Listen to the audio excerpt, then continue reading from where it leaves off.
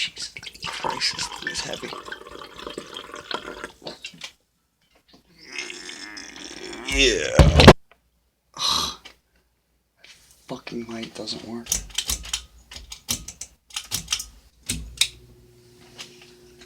Oh my god, dude.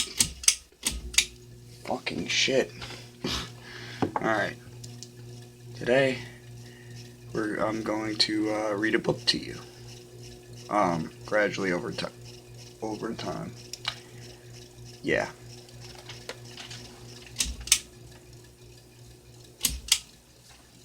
And, that thing's not gonna stay on, so, sorry about the lighting. And, I'm gonna read one of my favorite books, Slaughterhouse 5, or The Children's Crusade, A Duty Dance with Death, by the great Mr. Kurt Vonnegut.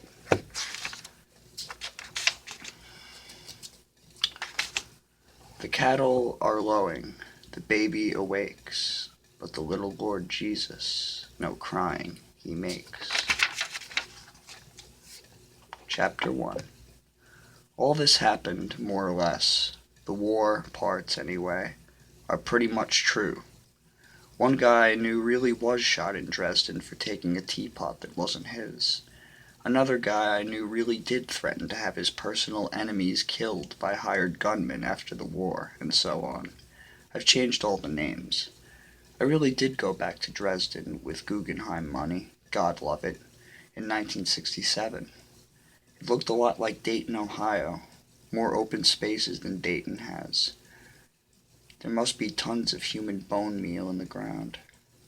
I went back there with an old war buddy, Bernard V. O'Hare, and we made friends with a cab driver who took us to the slaughterhouse where we'd been locked up at night as prisoners of war. He was named Gerhard Mueller. He told us that he was a prisoner of the Americans for a while. We asked him how it was to live under communism. He said it was terrible at first because everybody had to work so hard, and because there wasn't much shelter, food, or clothing. But things were much better now. He had a pleasant little apartment, and his daughter was getting an excellent education. His mother was incinerated in the Dresden firestorm. So it goes. He sent O'Hare a postcard at Christmas time, and here's what it said. I wish you and your family also, as to your friend, Merry Christmas and a Happy New Year. And I hope that we'll meet again in a world of peace and freedom in the taxi cab if the accident will. I like that very much, if the accident will. I would hate to tell you what this lousy little book cost me in money and anxiety and time. When I got home from the Second World War 23 years ago, I thought it would be easy for me to write about the destruction of Dresden, since all I would have to do would be to report what I had seen. And I thought, too, that it would be a masterpiece, or at least make me a lot of money, since the subject was so big. But not many words about Dresden came from my mind then, not enough of them to make a book anyway, and not many words come now, either. When I've become an old fart with his memories and his Pall Malls and his sons full grown, I think of how useless the Dresden parts of my memory has been, and yet how tempting Dresden has been to write about. And I'm reminded of the famous limerick, there once was a man from Stamboul, who soliloquized thus to his tool, you took all my wealth, and you ruined my health, and now you won't pee, you old fool. And I'm reminded, too, of the song that goes, my name is Jan Janssen, I work in Wisconsin, I work in a lumber mill there. The people I meet when I walk down the street say, what's your name? And I say, my name is Jan Janssen, I work in Wisconsin. And so on to infinity. Over the years, people I've met have often asked me what I'm working on, and I usually replied that the main thing was a book about Dresden. I said that to Harrison Starr, the movie maker, one time, and he raised his eyebrows and inquired, is it an anti-war book? Yes, I said, I guess. You know what I say to people when I hear they're writing an anti-war book? No, what do you say, Harrison Starr? I say, why don't you write an anti-glacier book instead? What he meant, of course, was that there would always be wars, and that they were as easy to stop as glaciers. I believe that too. And even if wars didn't keep coming like glaciers, there would still be plain old death. When I was somewhat younger, I working on my famous Dresden book. I asked an old war buddy named Bernard V. O'Hare if I could come to see him. He was a district attorney in Pennsylvania. I was a writer on Cape Cod. We'd been privates in the war, infantry scouts. We had never expected to make any money after the war, but we were doing quite well. I had the Bell Telephone Company find him for me. They are wonderful that way. I have this disease late at night sometimes, involving alcohol and the telephone. I get drunk, I drive my wife away with breath like mustard gas and roses. And then, speaking gravelly and elegantly into the telephone, I ask the telephone operator to connect me with this friend or that one, from whom I have not heard in years. I got O'Hare on the line in this way. He is short and I am tall. We were Mutt and Jeff in the war. We were captured together in the war. I told him who I was on the telephone. He had no trouble believing it. He was up. He was reading. Everyone else in his house was asleep. Listen, I said. I'm writing this book about Dresden. I'd like some help remembering stuff. I wonder if I could come down and see you. We could drink and talk and remember. He was unenthusiastic. He said he couldn't remember much. He told me, though, to come on ahead. I think the climax of the book will be the execution of poor old Edgar Derby, I said. The irony is so great, the whole city gets burned down. Thousands and thousands of people are killed. And then this one American foot soldier is arrested in the ruins for taking a teapot, and he's given a regular trial, and then he's shot by a firing squad. Said O'Hare. Don't you think that's really where the climax should come? I don't know anything about it, he said. That's your trade, not mine. As a trafficker in climaxes and thrills and characterization and wonderful dialogue and suspense and confrontations, I had outlined the Dresden story many times, the best outline I ever made, or, anyway, the prettiest one, was on the back of a roll of wallpaper. I used my daughter's crayons, a different color for each main character. One end of the wallpaper was the beginning of the story, and the other end was the end. And then there was all that middle part, which was the middle.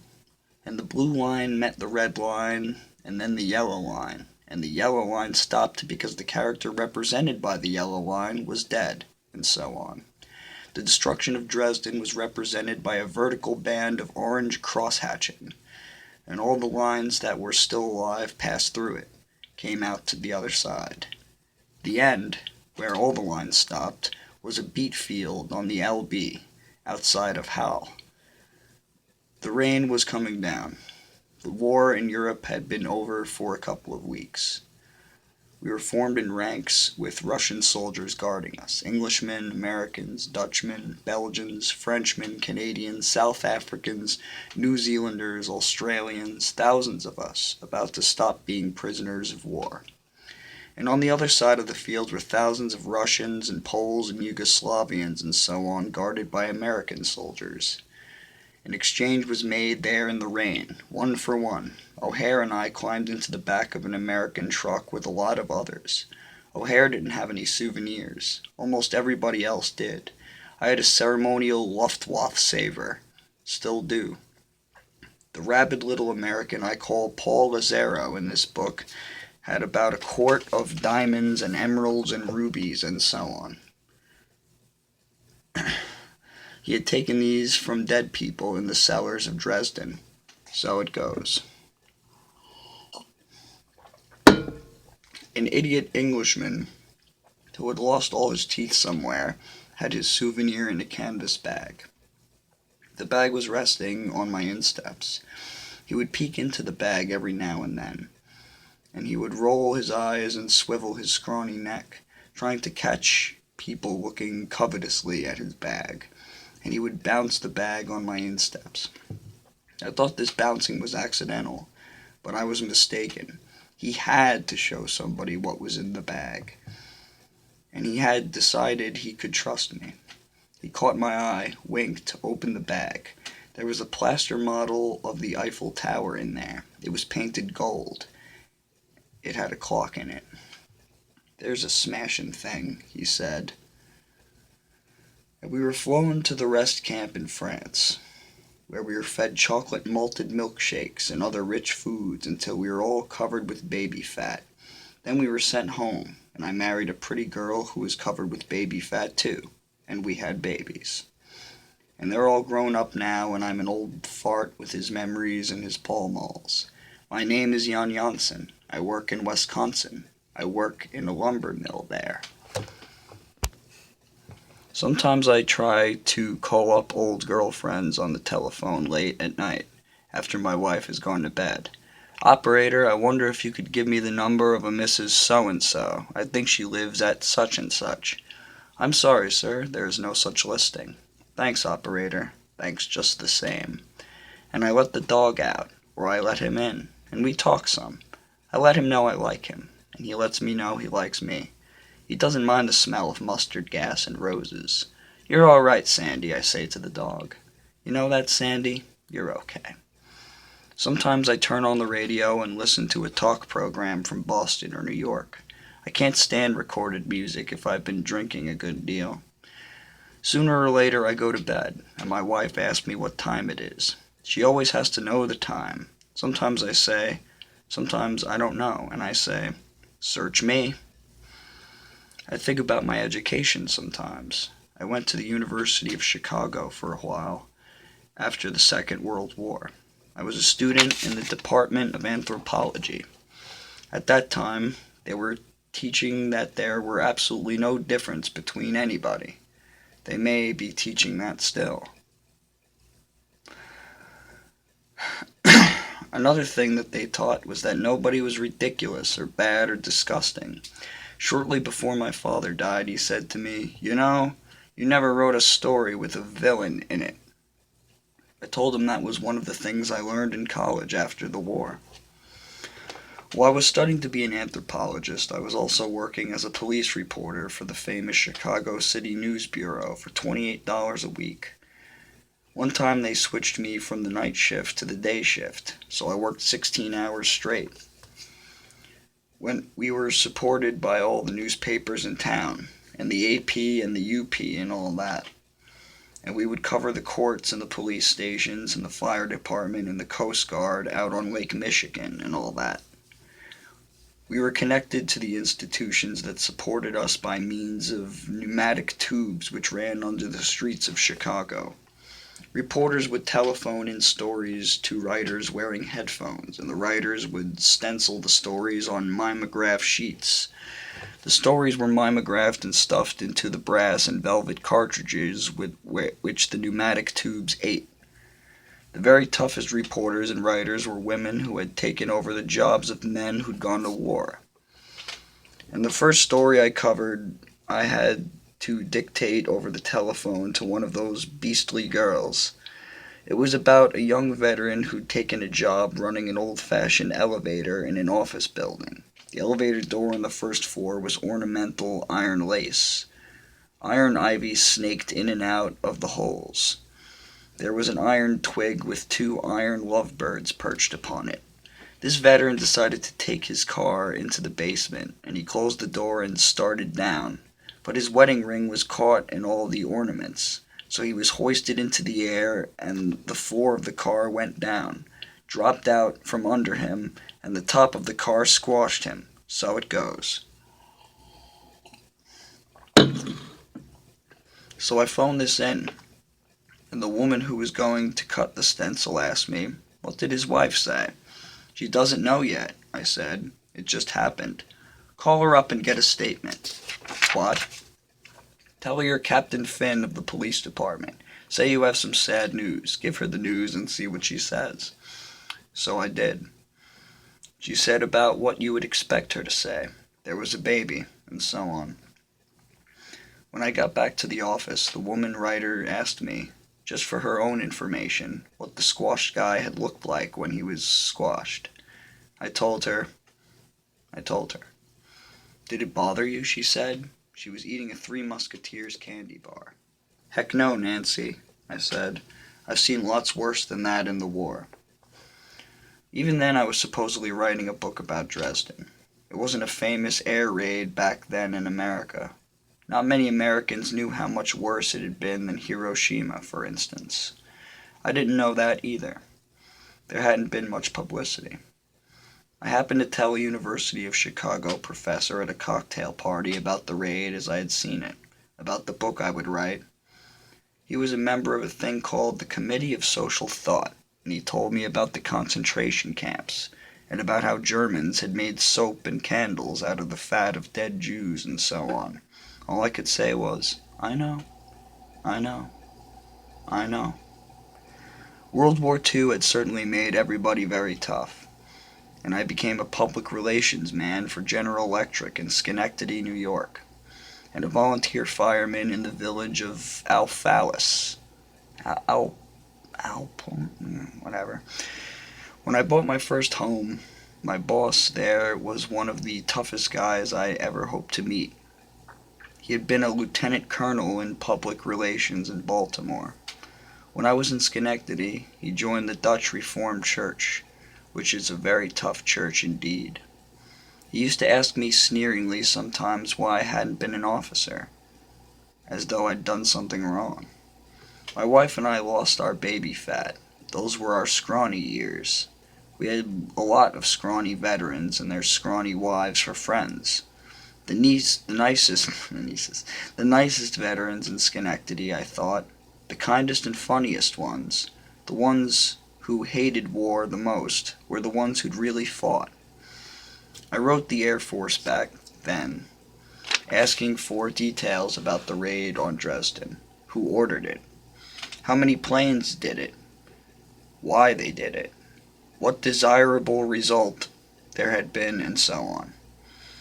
I was answered by a man who, like myself, was in public relations. He said that he was sorry, but that the information was top secret still. I read the letter out loud for my wife, and I said, "Secret? My God, from whom?"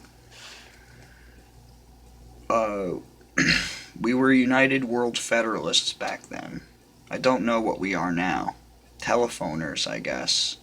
We telephone a lot, or I do anyway, late at night.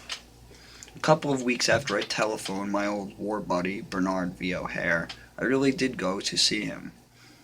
That must have been in 1964 or so, whatever the last year was for the New York World's Fair.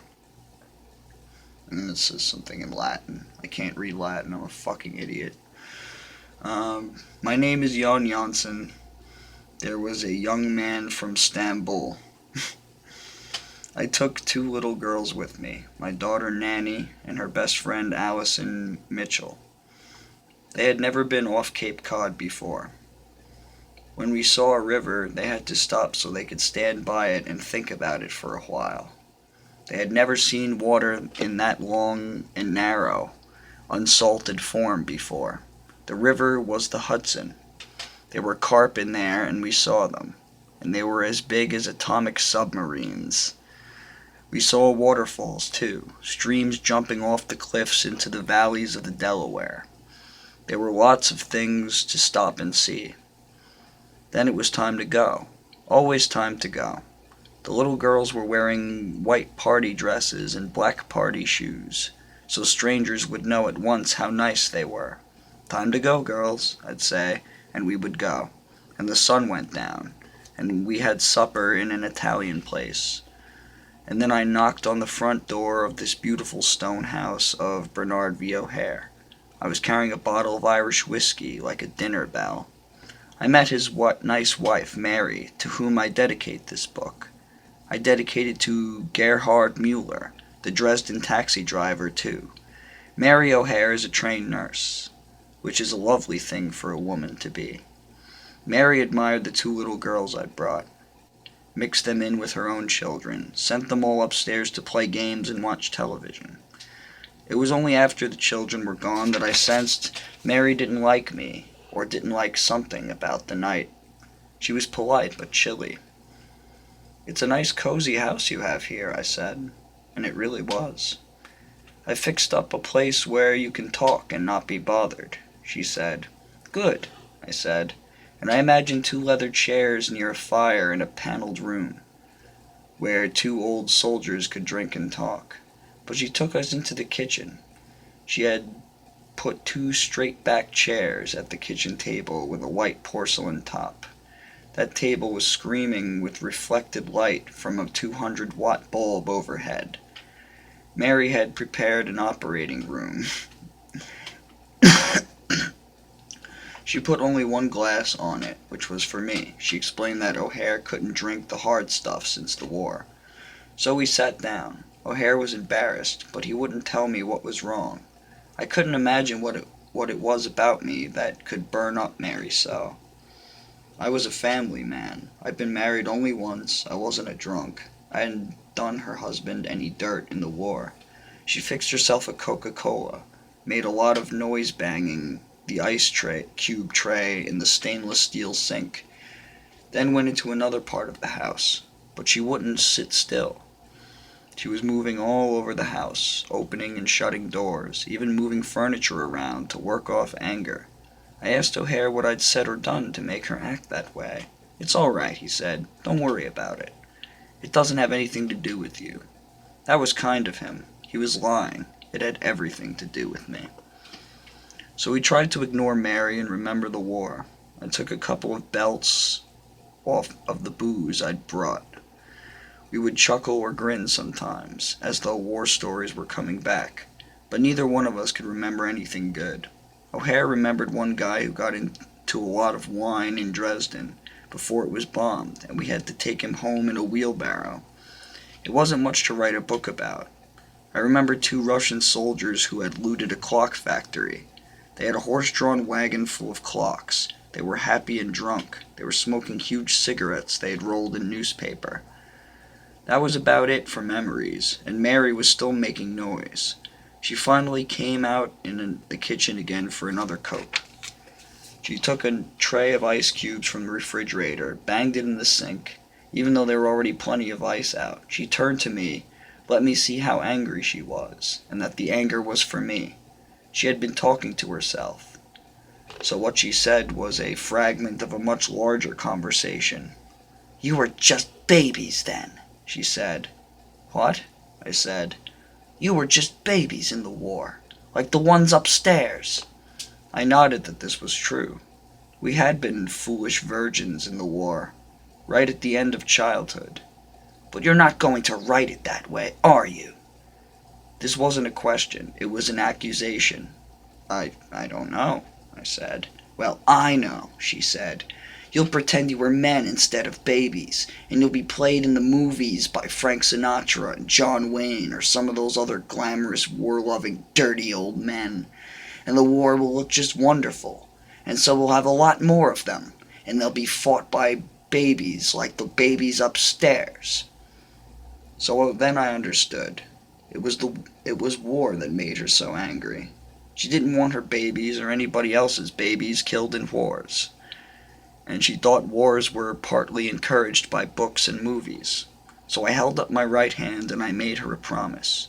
"Mary," I said, "I don't think this book of mine is ever going to be finished.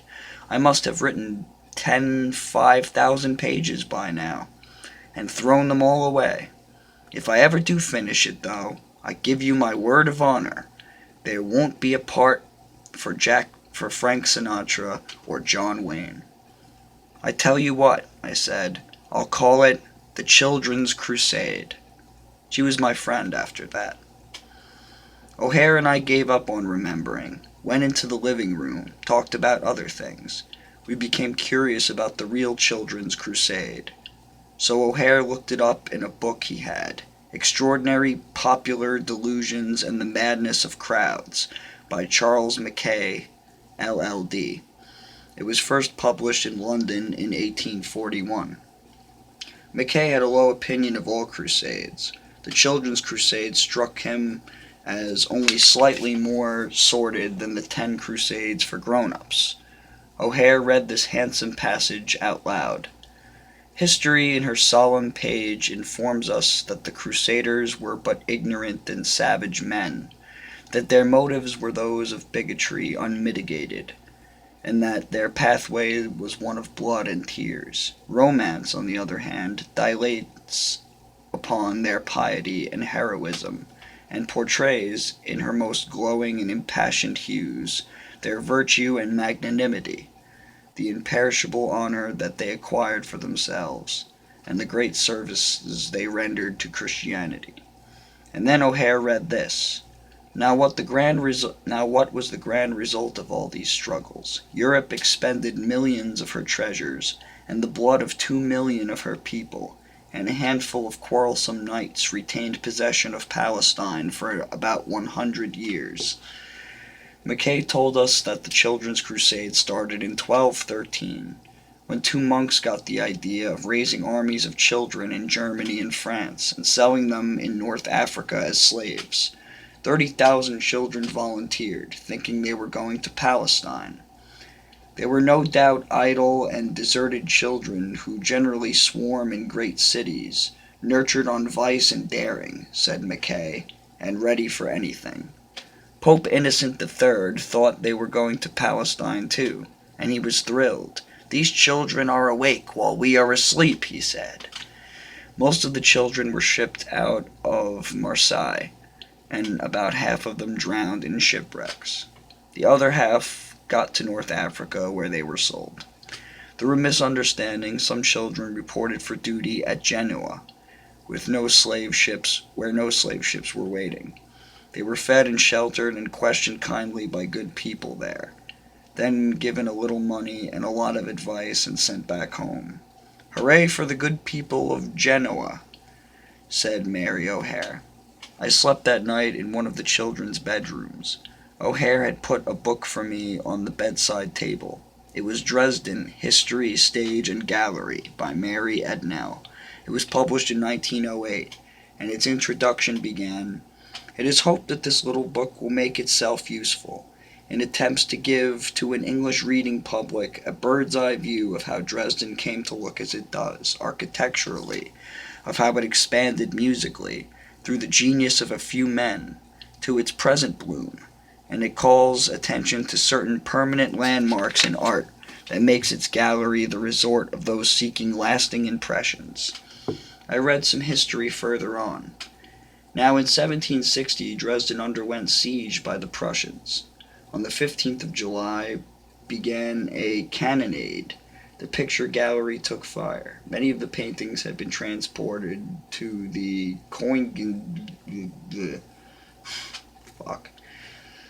but some were seriously injured by splinters of bombshells, notably Francia's Baptism of Christ. Furthermore, the stately... Oh my god, these fucking words. I can't read German. Okay, skipping all that. The 2 little girls and I crossed the Delaware River where George Washington had crossed it. The next morning, we went to the New York World's Fair, saw what the past had been like, according to the Ford Motor Car Company and Walt Disney, saw what the future would be like, according to General Motors, and I asked myself about the present, how wide it was, how deep it was, how much was mine to keep. I taught creative writing in the famous Writer's Workshop at the University of Iowa for a couple of years after that. I got into some perfectly beautiful trouble, got out of it again. I taught in the afternoons. In the mornings I wrote. I was not to be disturbed. I was working on my famous book about Dresden, and somewhere in there a nice man named Seymour Lawrence gave me a 3-book contract, and I said, okay, the first of the 3 will be my famous book about Dresden. The friends of Seymour Lawrence